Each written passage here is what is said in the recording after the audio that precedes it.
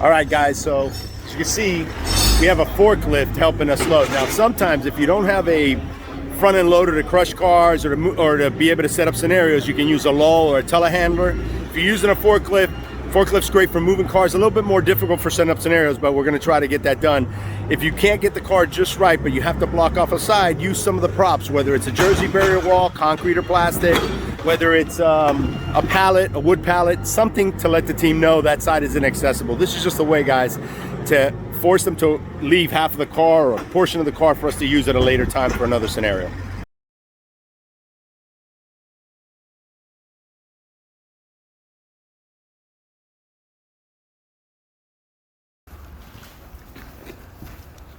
Time. All right, team carnage arrival. 2 vehicles, one on all fours, one on top of the other one. You'll be establishing command. Give me an outer circle. Copy. All right, I'm going for So far, I have a door out here.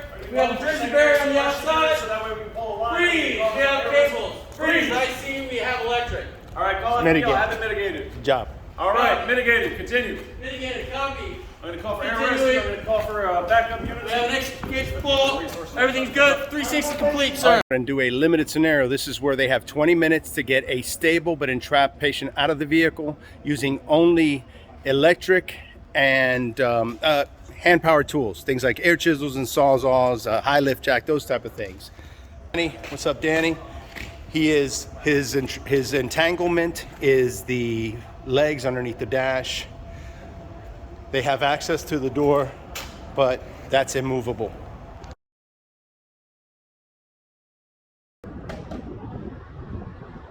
right, guys, one of the things you want to do for every scenario is make sure all the mechanisms inside and outside the car are removed. As you can see here, train, and they've already crushed the doors where it doesn't matter if that handle, but on a car that's still got its doors and roof and everything intact, you still have to disable mechanisms. Is it late? Can you grab me that?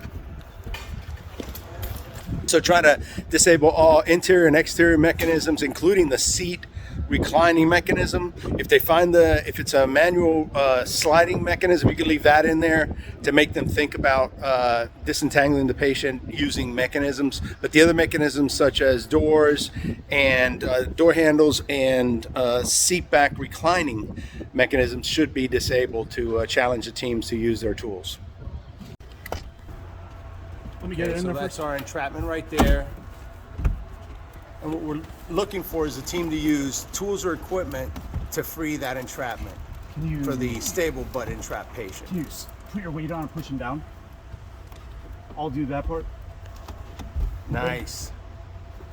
And the idea here is to challenge the teams to use their tools and equipment to free up any entrapments, as well as to create space for patient removal and for rescuer access into the vehicle. Yeah, feet first is, well, however you think. I was able to. All right.